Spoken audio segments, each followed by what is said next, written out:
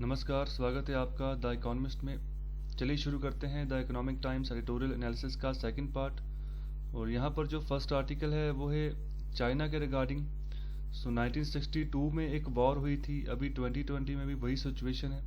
जिस तरह से 1962 में वॉर से पहले सिचुएशन बनाई गई थी चाइना के द्वारा, तो वैसी ही सिचुएशन जो है यहाँ पर 2020 में भी बनाई जा रही है। जिन लोकेशंस के ऊपर 1962 पे चाइना जो है यहाँ पर कॉन्फ्लिक्ट खड़ा कर रहा था, तो उन्हीं जो है लोकेशंस के ऊपर दोबारा से जो है यहाँ पर कॉन्फ्लिक्ट खड़ा कर रहा है। लेकिन यहाँ पर दो डिफरेंसेस की बात की गई है। ओके, सो हालांकि बहुत सारी सिमिलरिटीज़ हैं 1962 और 2020 इन दोनों एरा में जब कॉन्फ्लिक्ट शुरू हुआ है इंडिया चाइना के बीच में, लेकिन साथ ही साथ यहाँ पर कुछ जो है डिफरेंसेस वो भी हैं, यहाँ पर उसको डिस्कस किया गया है। तो यहाँ पर 1962 की अगर बात करें तो चाइना ने यहाँ पर बात बोली कि बिल्कुल लगातार अपने जो इंडियन पोस्ट थी वहाँ पर जो थी असॉल्ट करना शुरू कर दिया, अपनी फोर्सेस तैनात करनी शुरू कर दे different sectors line of actual control के अलोंग। ओके, और साथ ही साथ धीरे धीरे क्या हो गया कि दोनों कंट्रीज ने क्या किया कि अपने अपने जो आर्मी फोर्सेस थी उनको डिप्लॉय करना शुरू कर दिया। और जो प्रेजेंट सिचुएशन है लद्दाख में, नो डाउट वो भी बिल्कुल मैच खाती है उसी 1962 वाली सिचुएशन के साथ, but in reality the two are way different. Okay, reality में अभी यहाँ पर थोड़ा सा फर्क है। ओके, तो स्टार्टिंग में यहाँ फिर बात बोल रहे हैं कि जो मैनर अभी हम स्टार्ट करें अप्रैल मई से ही जो यहाँ पर कॉन्ट्रास्ट में ही आना शुरू हो गया था मुद्दा। ओके, तो सेम एरिया से same valley same post, okay, जहाँ पर 1962 में कन्फ्लिक्ट हुआ था, ओके, सेम समय था। ओके, तो अभी भी वहाँ पर वैसे ही चल रहा है। तो importantly it is India's response. यहाँ पर अगर बात करें तो सबसे बड़ा जो डिफरेंस निकल के आया है तो यहाँ पर ये है कि इंडिया ने जो रिस्पॉन्स दिया है चाइना को। ओके, तो चाइना जो है वही अजम्पशंस 1962 वाली मानकर दोबारा से यहाँ पर अपनी फौजें यहाँ पर तैनात कर रहा है कि जैसे 1962 पे मैं हमला करने में कामयाब हो गया था, एक साई चिन का एरिया कब्जा गया था। ओके, वैसे जो है और भी टेरिटरी जो है वो जो है एक्वायर कर लेगा। लेकिन यहाँ पर जो इंडिया ने रिस्पॉन्स दिया, अब उसका जो है एक धक्का जो है चाइना को इम्पैक्ट पड़ा है। ओके, तो आगे डिस्कस करते हैं। तो आगे बात की गई है यहाँ पर कि डे वन से ही जो इंडिया जो चाहता था, इंडिया भी विलिंग था कि जो एक्सपैंड करे एक्सलेट करे कॉन्फ्लिक्ट को। ओके, जब भी जरूरत पड़ेगी ओके हम आगे करेंगे, एक्सपैंड करेंगे अपने आप को, अगर लड़ाई होगी तो युद्ध भी होगा तो युद्ध भी करेंगे। यहाँ पर जो बड़ा डिफरेंस है ओके वो है इंटेंट और एग्जीक्यूशन में। ओके, एक होता है कि इंटेंट करना, जैसे आपने फोर्सेस लगा दी हैं जैसे चाइना ने लगा दी। ओके, दूसरा है कि एग्जीक्यूशन करना, काम शुरू कर देना कि हाँ वॉर शुरू कर दी। चाइना ऐसा नहीं कर रहा है।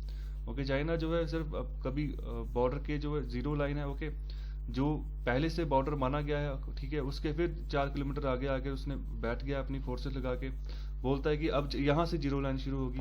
ओके, तो अभी वॉर की सिचुएशन यहाँ पर बनाई थी लेकिन वॉर हुई नहीं अभी। ओके, तो यहाँ पर चाइना जो है यहाँ पर कोशिश कर रहा है कि प्रेशर बढ़ाए इंडिया के ऊपर।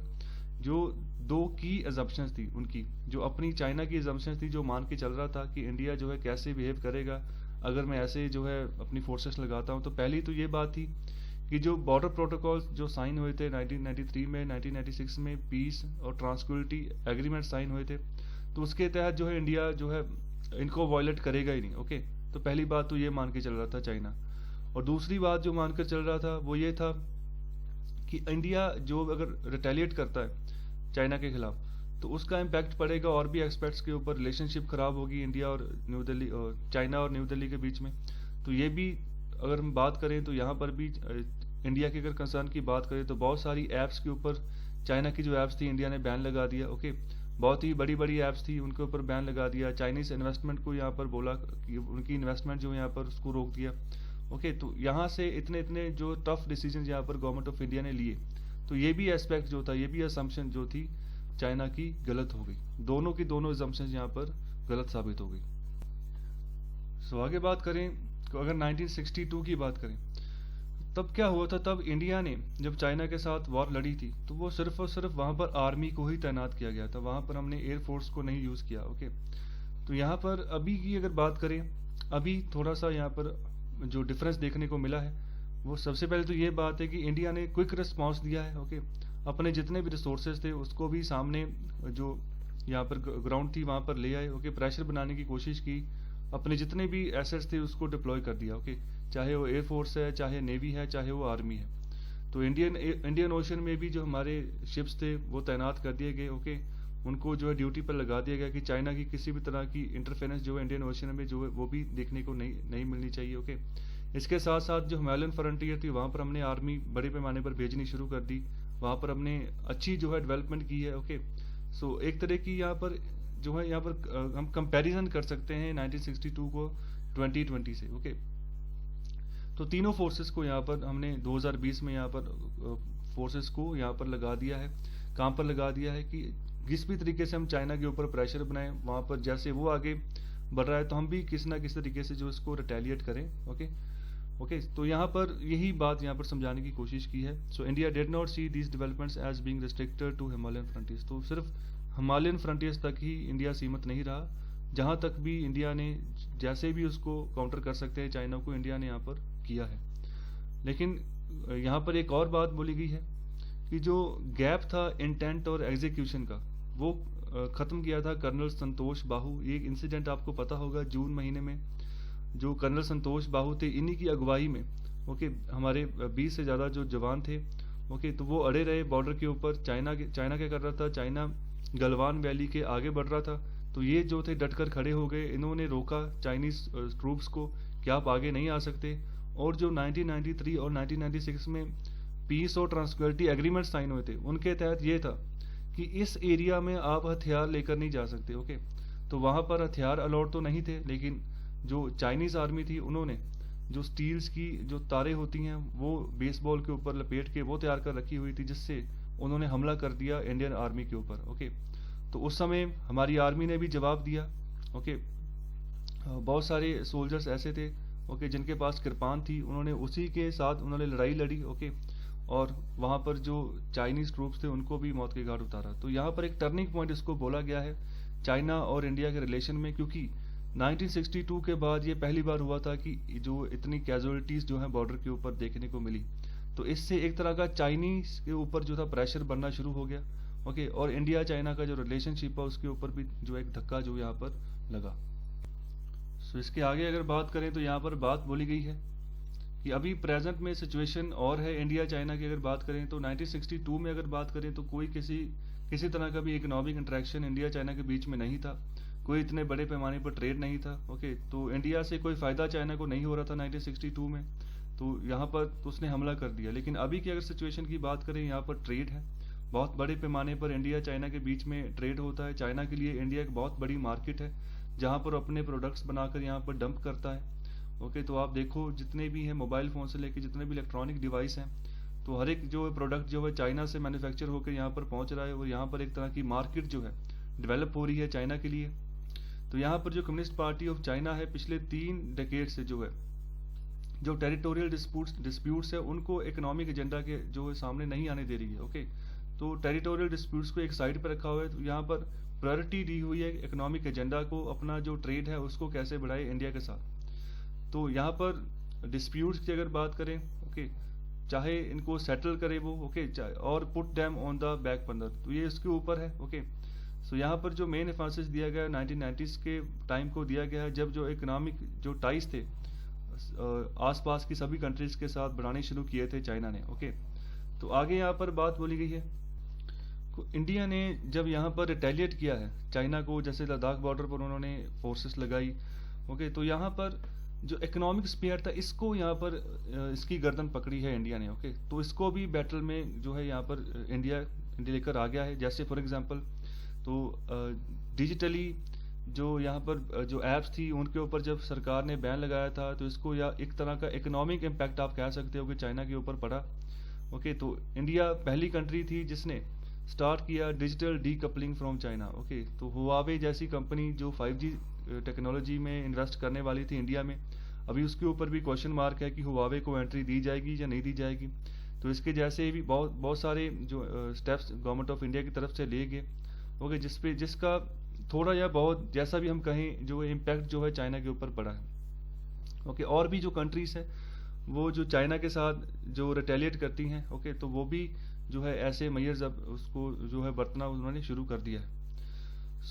आगे यहाँ पर बात बोली गई है, while the territories in dispute may have been the same, the conflict in 2020 has acquired much wider bandwidth. Putting an end to the assumption that India will not let the boundary dispute affect other parts of the relationship. In the context, however, India also has to take note of the massive transformation of China since 1962. कहने की बात, अभी जो conflict 2020 में चला पूरा उलट था, जैसे चाइना ने assumption मान के चली थी उसके खिलाफ ही उसको यहाँ पर ये उसका रिजल्ट देखने को मिला, और जो रिलेशनशिप थी वो भी जो है अफेक्ट हुई। ओके, और जो एक नोट जो इंडिया देना चाहता था, मैसेज देना चाहता था, वो भी देने में कामयाब हुआ चाइना को। ओके, तो 1962 का यहाँ पर इंडिया नहीं है, अभी 2020 का इंडिया, ये भी अब चाइना जो है समझ चुका है। तो आगे यहाँ पर बात बोली गई है कि यहाँ पर जो एक चेंज आया है इंडिया के पॉइंट ऑफ व्यू से, तो यहाँ पर इंडिया को क्या देख के चलना है कि अभी जो वो जिस कंट्री के साथ जो है बॉर्डर टच कर रहा है, जिस कंट्री के साथ यहाँ पर कन्फ्लिक्ट है, वो कोई पुअर एशियन नेबर नहीं है। ओके, वो एक पोटेंशियल इकोनॉमिक और मिलिट्री सुपर पावर है।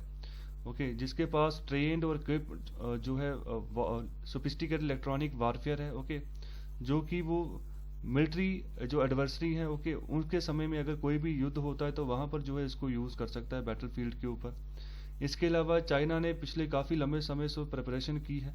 ओके, चाहे लद्दाख हो, चाहे इंडिया के जहाँ पर भी बॉर्डर उसके लगता है वहाँ पर उसने अच्छे ऑल वेदर जो है वेल कनेक्टेड जो है मोटरवेज, रोडवेज बना दी हैं, सड़कें बना दी हैं, जहाँ पर उसने अपनी आर्मी की भी डिप्लॉयमेंट करनी शुरू कर दी है।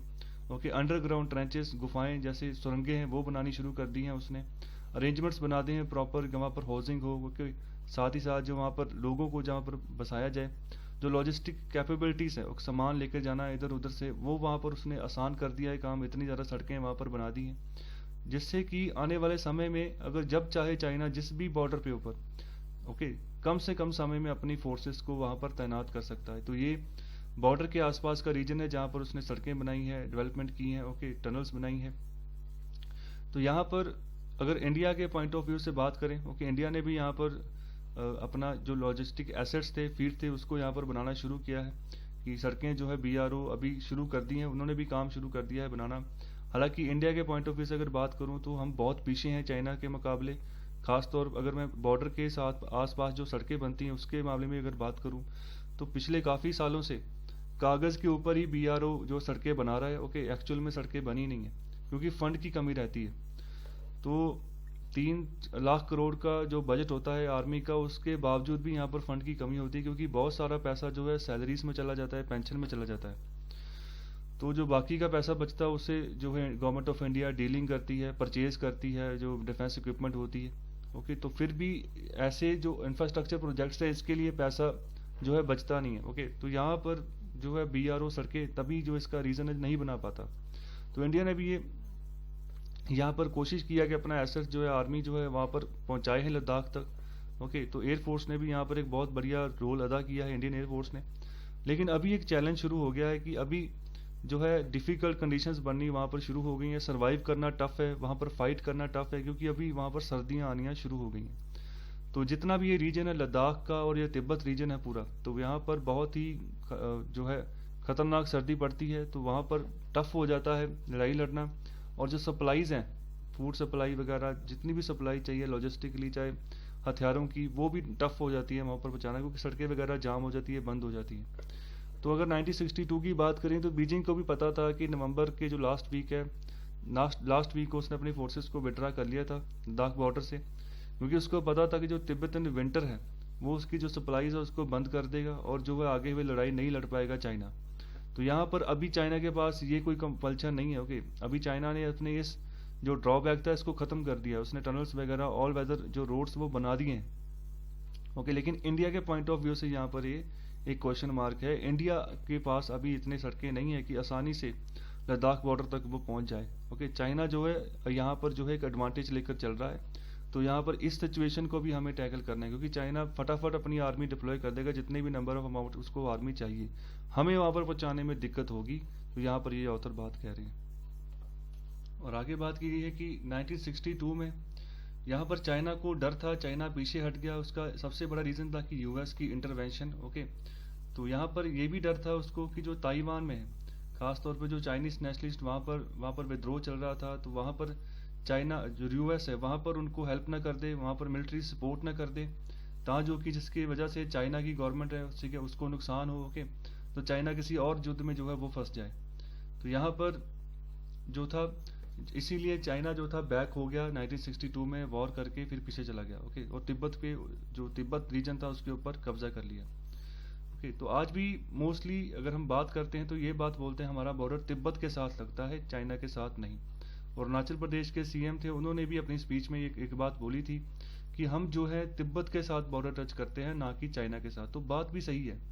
ओके, हम जो है हमने डेली लाइफ में जो हम मैप देखते हैं वहाँ पर हमने ये बोलना शुरू कर दिया है कि हमारा मैप जो है चाइना के साथ लगता है, हमारा देश का जो बाउंड्री है वो चाइना के साथ टच होती है। चाइना के साथ हमारी बाउंड्री नहीं है, हमारी बाउंड्री जो है तिब्बत के साथ है। ओके, तो अगर इस तरीके का एक फ्रंट भी अगर हम बनाते हैं, ओके, अगर इंडिया की पॉपुलेशन इस तरीके का फ्रंट बनाकर भी चलती है, तो भी ये भी एक तरीके का जो है चाइना के खिलाफ जो है एग्रेशन हो सकता है, ओके, जो चाइना को इम्पैक्ट कर सकता है। ओके, सो यहाँ पर आगे बात बोलूँ तो 2020 की अगर बात करें तो चाइना जो है हालांकि बैक हुआ है, ओके, लेकिन इसका मतलब ये नहीं कि अभी उसको किसी चीज़ का डर है। वो काबिल है मल्टीपल फ्रंट्स के ऊपर, वो जो है अभी काम कर सकता है, वॉर लड़ सकता है, चाहे वो ताइवान की बात हो, चाहे हांगकांग की बात हो, चाहे इंडो पैसिफिक का रीजन है, चाहे हिमालयस का रीजन है। तो आगे बात कर रहे हैं कि इसी समय अगर इंडिया की बात करें तो इंडिया भी जो है चाइनीज़ प्रेशर में जो है नहीं आया। हालांकि बहुत सारी कंट्रीज जो साउथ चाइना सी में है तो वहाँ पर चाइना का दबदबा है, वो चाइना के प्रेशर के अंदर काम करती हैं, क्योंकि साउथ चाइना सी में बहुत सारे डिस्प्यूट्स खड़े किए हुए हैं चाइना ने। जितने भी मुल्क हैं जैसे वियतनाम है, इंडोनेशिया है, ओके, उसके साथ साथ फिलीपींस हैं, तो इसका डिस्प्यूट है। जापान के साथ भी इसका डिस्प्यूट है कि जो इनके आइलैंड्स हैं, आइलैंड्स के ऊपर जो है चाइना अपना कब्जा बोलता है। ओके, तो आगे यहाँ पर बात बोली है, बहुत सारी कंट्रीज की प्रॉब्लम है चाइना के साथ। लेकिन आगे बात करें, यहाँ पर एक फैक्ट है, फैक्ट की बात की है क्वाड। जब से क्वाड बना है, ओके, क्वाड बनाया गया था, 4 मुल्कों का ग्रुप है, ऑस्ट्रेलिया, यूएस, इंडिया और जापान। ओके, तो ये बनाया गया था एक तरीके का चाइना को काउंटर करने के लिए, ग्लोबली एक प्रेशर बनाने के लिए चाइना के ऊपर। तो ये काम भी कर रहा है। ओके, तो एक जो फंडामेंटल चेंज हुआ है 1962 से कि इंडिया नहीं चाहता कि किसी तरह के भी जो चाइना के साथ जो है बॉर्डर डिस्प्यूट हो, लेकिन चाइना जो है वो चाहता है कि वो जो है एक्वेंस करे, अपनी जो एक्सपेंशन की पॉलिसी है उसके हिसाब से एक्सपेंशन करे, क्योंकि वो एक तरीके का ग्लोबल डोमिनेशन जो है वो जताना चाहता है पूरे वर्ल्ड को।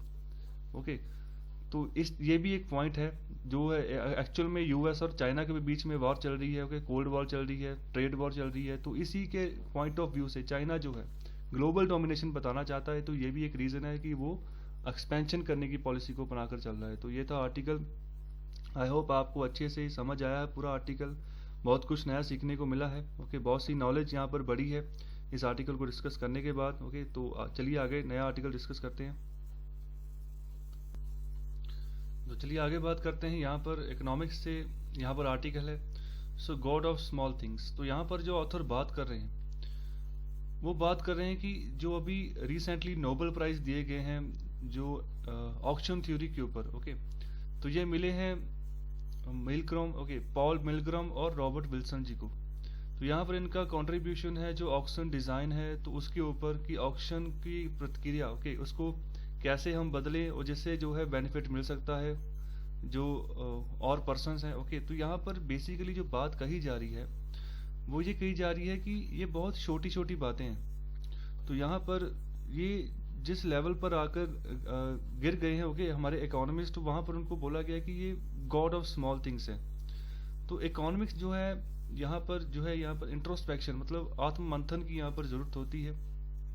ओके, सो ये प्रोसेस होता है कि एक रीवैल्यूएटिंग जितनी पॉसिबिलिटीज़ हों, कैपेबिलिटीज़ हों, ओके, उसको जो है यहाँ पर बाहर निखार कर लेकर आए और जो है जनता है उसको बताएं, ओके, कि कैसे जो है किसी भी प्रॉब्लम का, इकोनॉमिकली प्रॉब्लम का हम सोल्यूशन निकाल सकते हैं। फॉर एग्जांपल जैसे पॉवर्टी बहुत ज़्यादा है, ओके, गरीबी बहुत ज़्यादा है, माल न्यूट्रिशन की प्रॉब्लम बहुत ज़्यादा है वर्ल्ड वाइड, तो इसके लिए क्या प्रैक्टिकल अप्रोच हो। ओके, तो यहाँ पर आगे बात की गई है पिछले 9 डिकेड्स की अगर बात करें तो बिगेस्ट इकोनॉमिक शॉक जो है उसके बीच में हम खड़े हैं। तो यहाँ पर जो हमारे जो सियाने लोग हैं ओके, जिन्होंने विनर्स चूज़ किए हैं Nobel memorial prize in economic sciences.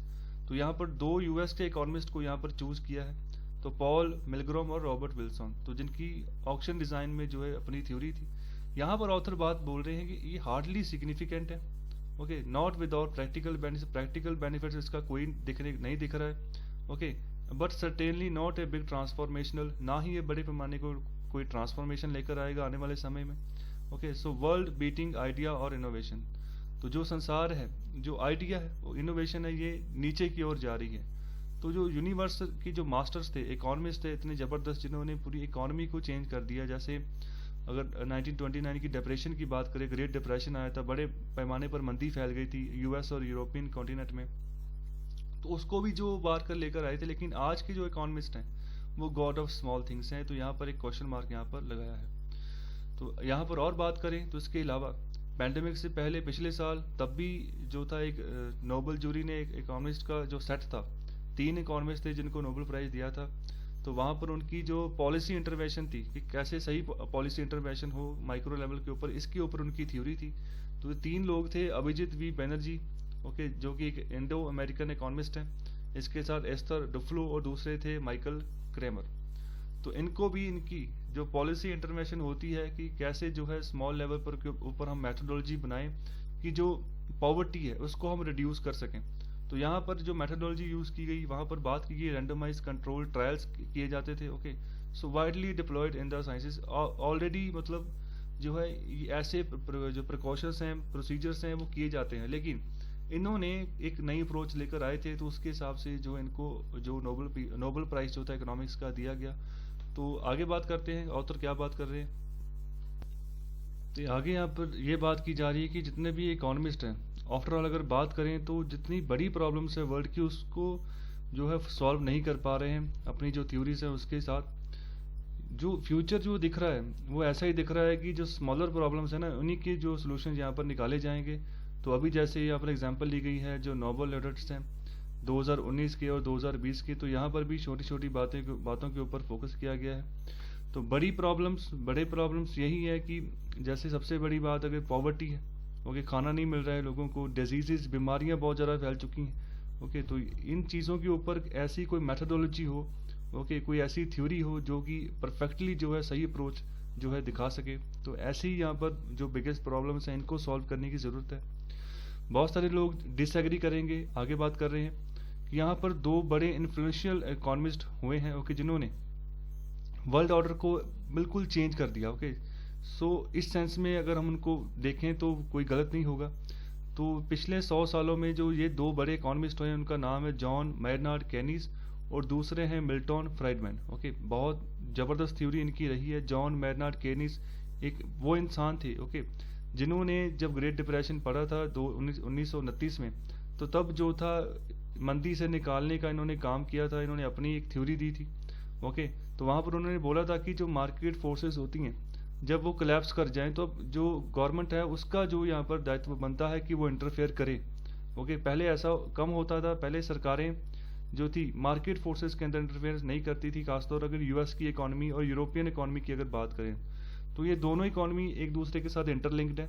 तो यहाँ पर अगर बड़े पर्दे की बात करें हम, तो जो केनीज आए थे अपने आइडियाज़ के साथ, जिनकी वजह से जो ग्रेट डिप्रेशन वो ख़त्म हुआ, ओके, और एक बेसिस बन गया वर्ल्ड वॉर जो 2 का, उसके बाद जो ग्लोबल इकोनॉमिक ऑर्डर आया उसका, ओके। सो वर्ल्ड वॉर 2 के बाद जो ग्लोबल इकोनॉमिक ऑर्डर बना, इन्हीं के जो आइडियाज़ थे उन्हीं के बेस के ऊपर बना, ओके। सो आगे यहाँ पर बात करें जो इम्पोर्टेंट रोल इन्होंने अदा किया, खासतौर पे जो मैक्रो इकोनॉमिक्स में गवर्नमेंट का, तो बहुत ही इंपॉर्टेंट रोल था गवर्नमेंट का, बहुत सही ढंग से पॉलिसी इंटरवेंट की, जिससे यहाँ पर आगे बात की गई है एटलीस्ट फॉर इस major constituency in US and Europe. तो यूएस के ही थे ये, और जो यूरोप था यूएस से ही इंटरलिंक था, तो यहाँ पर बहुत बड़े पैमाने पर चेंज आया था उस समय पर। और यहाँ पर आगे बात की गई until the 1970s when oil prices shock, slowing growth and rising inflation brought discontent and in the advanced economies. तो 1970 तक बहुत बढ़िया चला था, उसके बाद प्राइस में जो ऑयल प्राइसेस थे वहाँ पर जो प्राइस राइज होना शुरू हो गया, ओके, ग्रोथ जो थी वो नीचे गिरनी शुरू हो गई, महंगाई बढ़नी शुरू हो गई एडवांस्ड इकोनॉमीज में। सो आगे यहाँ पर बात बोली गई है कि fortunately as the Keynesian dividend disappeared, the ideas of Friedman in many ways the opposite of Keynes. तो उसके बाद आए जो मिल्टन फ्राइडमैन थे, ओके, तो उनके मुकाबले में उनके आइडियाज काफ़ी हद तक जो थे उल्ट थे केनिस से, ओके, जो जिनकी बाद में ट्रैक्शन हुई यूएस और ब्रिटेन में, इनके आइडियाज़ को काफ़ी सराहा गया। अभी हम बात कर रहे हैं फ्राइडमैन की, ओके। सो आगे यहाँ पर बात करें तो जो रूलिंग सरकारें थी उस समय रोनाल्ड रीगन और मार्गरेट थैचर की उस समय सरकारें चल रही थी यूएस और ब्रिटेन में, तो इन्होंने कोशिश की थी। और बाद में अगर बात करें पूरे वर्ल्ड में 1980s के ऑनवर्ड्स जो था यही प्रोसेस जो फ्राइडमैन के द्वारा बताया गया था वही फैलना शुरू हो गया। तो ये था फ्री मार्केट्स के बारे में और ग्लोबलाइजेशन के बारे में। सो ग्लोबलाइजेशन का यहाँ पर आइडिया आया कि जो अगर फ्री मार्केट्स हैं किसी भी एक कंट्री की आपस में व्यापार कर रही हैं, तो इस व्यापार को वो दूसरे देशों तक पहुँचाएं, आपस में जो है इंटरनेशनली जो ट्रेड है वो उसमें जो है बढ़ोतरी हो। तो इससे क्या हुआ, इससे जो ज़्यादा लोग जो थे पॉवर्टी से बाहर निकले, ओके, गरीबी रेखा से बाहर निकले। अगर कंपैरिजन करते हैं अर्लियर ह्यूमन हिस्ट्री के साथ, तो ग्लोबलाइजेशन के बाद ये चीज़ें ज़्यादा होनी शुरू हुई। खासतौर पर इसका बहुत बढ़िया इम्पैक्ट पड़ा। जो चाइना और इंडिया थे उस समय के ये बहुत बड़े और पूरेस्ट कंट्रीज थे वर्ल्ड के, ओके। तो इन्होंने भी अपने डोर्स थे जो फ्री मार्केट्स का आइडिया था इसको अपनाकर खोलने शुरू किए, और फ्री मार्केट्स का आइडिया जो था उसको अपने जो इकॉनमी थी वहाँ पर भी इम्प्लीमेंट करना शुरू कर दिया। तो बेसिकली अगर बात करें तो इन दोनों इकोनॉमिस्ट जो केनीस और फ्राइडमैन थे, इन्होंने एक बड़े पैमाने पर जो था इकोनॉमी जो था उनको एक सेट दिया था अपने बड़ी आइडियाज़ के साथ, और इनके जो प्रैक्टिशनर्स थे उन्होंने भी आगे जो था इसको बढ़ाया। तो यहाँ पर बात की गई है इसी चीज़ की कंपैरिजन की कि अभी के जो इकोनॉमिस्ट निकल के आ रहे हैं वो छोटी छोटी बातों के ऊपर अभी फोकस कर रहे हैं, तो उनको नोबेल प्राइज़ दिया जा रहा है। यहाँ पर अभी भी प्रॉब्लम्स पुराने समय जैसी जो है बढ़नी शुरू हो गई हैं। खासतौर पे जो कोविड-19 के बाद वाला जो पीरियड है, इकोनॉमीज जो हैं, हालांकि फ्री मार्केट का कंसेप्ट चला हुआ है, ग्लोबलाइजेशन का कंसेप्ट चला हुआ है, लेकिन और भी इससे आगे का भी कोई आइडिया अगर निकाला जा सके तो उसके ऊपर रिसर्च होनी चाहिए कि कैसे गरीबी को और कम करें, ओके। तो जैसे फ्राइडमैन के आइडिया से जो था पॉवर्टी से बहुत ज़्यादा लोग बाहर निकल कर आए, क्योंकि जब फ्री मार्केट का कंसेप्ट लागू हुआ, ग्लोबलाइजेशन का काम लागू हुआ, तो तब जॉब्स बढ़नी शुरू हो गई, ओके। लोगों की जो इनकम थी वो बढ़नी शुरू हो गई, इनकम बढ़नी शुरू हो गई तो पॉवर्टी कम होनी शुरू हो गई। तो यहाँ पर आगे बात बोल रहे हैं कि जब ग्लोबल क्राइसिस आए थे 2008 में भी, जो अमेरिका में क्राइसिस आए थे उससे इम्पैक्ट पड़ा था यूरोप को भी और भी बहुत सारी कंट्रीज़ को, जहाँ पर भी अमेरिका के जो ट्रेड्स चल रहे थे, फ्री ट्रेड एग्रीमेंट्स थे, ओके। तो यहाँ पर एक डेंट पड़ा इस थ्योरी को, फ्राइडमैन की थ्योरी को, ओके। और साथ ही साथ इसके जो भी फॉलोअर्स थे, जो भी कंट्रीज इस थ्योरी के हिसाब से काम कर रहे थे, उन सबको, ओके। फिर भी यहाँ पर बात की गई है debt free markets were the most efficient. बहुत एफिशिएंट थी फ्री मार्केट जब इन्होंने अपने दौर में जब इन्होंने काम किया था, चली थी मार्केट्स, और जो रिसोर्सेज के एलोकेशन थे बहुत बढ़िया तरीके से जो थी उनकी आवंटन होता था, और जो प्रॉस्पेरिटी वो गारंटी थी कि जब भी कोई किसी को जॉब मिलेगी तो अच्छा उसका जो है सैलरी पैकेज और अच्छा उसका इनकम जनरेशन जो है हो सकता है। आगे बात कर रहे हैं कि अगर a period of unprecedented slowdown in the growth accompanied by high levels of unemployment followed the crisis in most advanced countries. Okay. Emerging economies did not necessarily fall into recession until the COVID-19 pandemic hit in 2020. But in most cases between 2008 and 2019, they did not grow at the pace they did in the first 7 years of 2000. So यहाँ पर starting में बात की गई है कि जब भी ग्रोथ में स्लो डाउन होता है, ओके, तो तब यहाँ पर जो जितनी भी अनएम्प्लॉयमेंट है, ओके, वो जो है बढ़नी शुरू हो जाती है। खासतौर पे मोस्ट एडवांस्ड इकोनॉमीज होती हैं उनको ज़्यादा इम्पैक्ट पड़ता है। तो जैसे अमेरिका में स्लो डाउन आया था 2008 में मंदी आई थी, ओके, तो वहाँ पर बहुत बड़े पैमाने पर अनएम्प्लॉयमेंट हुई थी। जो शेवरले कंपनी है जनरल मोटर्स जो थी उसका दिवालिया निकल गया था, ओके। तो बाद में सरकार ने उसको सपोर्ट किया, उसको फंड जारी किया। लेकिन जो इमर्जिंग इकोनॉमीज होती है जैसे इंडिया जैसी इकोनॉमी, इंडिया की इकोनॉमी को इतना ज़्यादा फर्क नहीं पड़ा, वो रिसेशन में नहीं गई 2008 में, ओके। जैसे काम चल रहा था 2008 में वैसे नॉर्मली वो रूटीन से काम चलता गया। लेकिन अभी जो कोविड-19 का हिट हुआ है इससे जो इम्पैक्ट सभी मुल्कों को पड़ा है, क्योंकि यहाँ पर तो प्रॉपरली लॉकडाउन लगा दिया गया, इकोनॉमी काम ही नहीं करी 2-3 महीने। तो यहाँ पर और भी बात की गई है कि 2008 से 2019 में अगर बात करें बहुत सारे केसेस हैं, ओके, जो कि ग्रो ही नहीं हुए, जहाँ पर पेस ही नहीं मिला किसी इकोनॉमी को। तो मतलब उस हिसाब से ये एक ग्रो नहीं की जिस हिसाब से सन 2000 के जो पहले जो 7 साल है ओके तब किए थे। तो यहाँ पर ये भी एक कंपैरिजन जो है ऑथर करके बता रहे हैं। और आगे बात की जा रही है कि 2008 में भी जो कीनीज की थ्योरी वही काम आई थी ओके, उसी को दोबारा लागू किया गया था। जितने भी वर्ल्ड की कंट्रीज थी जहाँ पर इकोनॉमिकली स्लो डाउन आया था, मंदी आई थी, वहाँ पर सभी गवर्नमेंट्स ने जो थी बड़ी बड़ी स्पेंडिंग जो पैकेजेस थे वो अनाउंस करने शुरू कर दिए कि ग्रेट डिप्रेशन का जो माहौल है उसको ख़त्म किया जा सके 2008 में ओके। तो जनरल मोटर्स को भी जो थी यूएस गवर्नमेंट ने बहुत बड़ा पैकेज उस समय दिया था ओके। इसके अलावा यहाँ पर बात बोली करें तो यहाँ पर जो फेट है उसको अवॉइड करने के लिए पैकेजेस अनाउंस किए गए थे, but it came at the cost okay.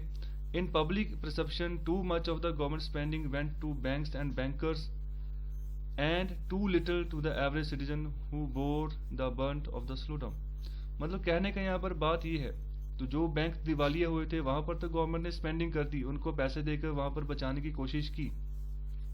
So US में 40 से ज़्यादा बैंक्स जो थे उस समय दिवालिया हुए थे सन 2008 में ओके। तो यहाँ पर बहुत बुरा इम्पैक्ट था बैंक्स के ऊपर, बैंकिंग प्रणाली के ऊपर। मतलब जो पैसा उन्होंने लोन के रूप में बांटा था वापस वो कवर ही नहीं कर पाए। तो अब यही सिचुएशन अब इंडिया के जो सरकारी बैंक हैं तो वहाँ पर भी यही सिचुएशन है कि जो एनपीए हैं वो बहुत बढ़ चुके हैं। जो पैसा लोन के रूप में बांट दिया गया है वापस आ नहीं रहा, बैड लोन घोषित हो चुका है ओके। तो यही सिचुएशन यहाँ पर भी है, इसीलिए बैंक दिवालिया ना हो जाएं, उनको आपस में मर्ज किया जा रहा है। अब ये मर्जिंग तो चलेगी, लेकिन जब ये भी दिवालिया होने की कंडीशन पे आ जाएंगे फिर इनको बेच दिया जाएगा प्राइवेट होल्डर्स हैं उनके हाथों में। जैसे अभी पंजाब एंड सिंध बैंक को बेच दिया गया है, उसका स्टेक बेच दिया गया है। तो बहुत ही जल्द जो है ये बैंक जो है प्राइवेट हो जाएगा। तो इसी तरह और भी सरकारी बैंक जो इंडिया के हैं वो भी जो है प्राइवेट होंगे आने वाले समय में, इसमें कोई भी दो राय नहीं है ओके। सिर्फ गिने चुने 1 या 2 बैंक सरकारी बैंक बचेंगे ओके, बाकी जो है सरकार प्राइवेट कर देगी। क्योंकि यहाँ पर जो बात की गई है वही की गई है कि गवर्नमेंट ने उस समय बैंकों को तो पैसा दिया ओके क्राइसिस से निपटने के लिए, लेकिन जो एवरेज सिटीजन था, जिसके जो अनएम्प्लॉयड हो गया ओके, जिसकी नौकरियां चली गई, उसको जो था स्लो डाउन में कोई ज़्यादा जो था बेनिफिट नहीं मिला सरकार की तरफ से। यहाँ पर जो है क्वेश्चन आउट किया गया है। सो आगे बात कर रहे हैं जो फ्री मार्केट सिस्टम है इसने हमेशा एक तरह की इनइक्वालिटी ही पैदा की है। सो कैसे? सो यहाँ पर जो परपेचुएशन बताई गई है, जो यहाँ पर बात बोली गई है कि जो गवर्नमेंट है बेल आउट पैकेज लेकर आ जाती है। सो बेल आउट पैकेज होता है कि जो कंपनी पूरी तरह से डूब जाती है उसको बाहर निकालने के लिए सरकार फंड देती है, इसको हम बेल आउट पैकेज बोलते हैं ओके। तो यहाँ पर जो है गवर्नमेंट ग्लोबलाइजेशन के ऊपर फोकस करती है ओके, और गवर्नमेंट ही जो फाइनेंस करती है बेल आउट्स को, और जो लोग आम लोग हैं उनको प्रॉपरली जो ट्रीटमेंट मिलना चाहिए था सरकार की तरफ से, क्योंकि पैसा तो टैक्स का पैसा तो वो दे रहे हैं ना आम लोग जो हैं, तो उनके पास कोई भी बेनिफिट नहीं पहुंचता। हालांकि कंपनीज भी टैक्स देती हैं लेकिन उनको बेनिफिट मिल जाता है, आम लोगों को नहीं मिलता है। तो यहाँ पर लास्ट में यही बात बोल रहे हैं कि कोई भी बड़ा आइडिया जो है ना इकोनॉमिक्स में नहीं आया है जो पॉजिटिवली जो है ग्लोबल पॉलिसीज को इन्फ्लुएंस करे 2008 की मंदी के बाद ओके। तो यहाँ पर जो बात बोली गई है कि जो पॉपुलिस्ट बैकलैश है grounded in politics and society without much basis in economics. तो जो पॉलिटिक्स और सोसाइटी इसी के बीच में जो है यहाँ पर पॉपुलिस्ट जो एजेंडा चल रहा है, तो इकोनॉमिक्स के ऊपर यहाँ पर फोकस कम हो रहा है ओके। जो कोविड-19 के यहाँ पर बात करें तो ये भी जो है एक लेस प्रॉस्पेरस वर्ल्ड जो है यहाँ पर हमें आने वाले समय को दिख रहा है आने वाले समय में। तो यहाँ पर लास्ट में बोला गया है विल अनदर कीनीस और Friedman come to the rescue, कि आने वाले समय में कोई ऐसे 2 बंदे आएंगे जहाँ इनसे बढ़िया जो और इकोनॉमिस्ट आएंगे जो ऐसी सिचुएशन की जो कि वर्ल्ड के सामने बनने वाली है आने वाले समय में, उसको जो है उसका सोल्यूशन फाइंड आउट कर सके। So it's possible but don't bet on it, इसके ऊपर शर्त नहीं लगाई जा सकती, पॉसिबल है। The long road to a return to prosperity may depend on getting the small things right first. Okay, maybe economics of the 21st century are too complex for a state versus market binary. What matters more is getting the role of the state right and the regulation of the market economy right. Precise design may matter more than the big ideas. So Nobel Committee may be on to something. So last में ये भी बात उन्होंने बोली है कि अगर बड़ी चीज़ों का सोल्यूशन निकालना है तो छोटी चीज़ों से शुरुआत करनी पड़ेगी ओके। तो जो 21 सेंचुरी के जो इकोनॉमीज हैं ओके वो बहुत सारी कम्प्लेक्स हैं जैसे अलग अलग कंट्रीज के अगर इकोनॉमिक्स को हम कंबाइन करके बोलें, कम्प्लेक्स हैं, okay, state versus market binary है, ओके, कई बार सरकार के पास पैसा नहीं है, जैसे अभी इंडिया के कंसर्न में बात करूँ, स्टेट गवर्नमेंट के पास पैसा ही नहीं है, जीएसटी के रूप में सारी फंडिंग चलेगी है सेंट्रल गवर्नमेंट के पास। सेंट्रल गवर्नमेंट की बोल रही है कि मेरे पास टैक्स की बहुत कमी है, इस बार टैक्स आया ही नहीं है, तो अभी मार्केट से उधार लेके स्टेट जो है अपना काम चलाएंगे। तो आगे बात बोल रही है कि जो स्टेट का रोल है वो अभी डिपेंड करेगा कैसा होगा आने वाले समय में, और मार्केट इकोनॉमी उसका रोल कैसे होगा, उसको रेगुलेट कैसे करना है। तो जो प्रिसाइज डिज़ाइन अभी यहाँ पर बात की गई है, क्योंकि प्रिसाइज मतलब छोटा डिज़ाइन, सो मैटर कर सकता है जो बिग आइडियाज़ है उनको। सो हो सकता है जो नोबल कमेटी है उन्होंने जो भी काम किया है उसमें कुछ ना कुछ उन्होंने सोचा हो, यहाँ पर ये भी उन्होंने यहाँ पर क्वेश्चन लगाया है। तो ये था पूरा आर्टिकल, बहुत ही ज़बरदस्त आर्टिकल था, आई होप आपको समझ आई है। तो कृपया इसको आप रिवाइज करें, रिवीजन करें इसकी, और अच्छे से एंजॉय करो ज़िंदगी को, लाइफ को एंजॉय करो, अच्छे से पढ़ाई करो, खुश होकर पढ़ाई करो, आगे बढ़ो ज़िंदगी में। लेक्चर को लाइक करें, शेयर करें, सब्सक्राइब करें। लेक्चर सुनने के लिए आपका बहुत बहुत शुक्रिया, धन्यवाद।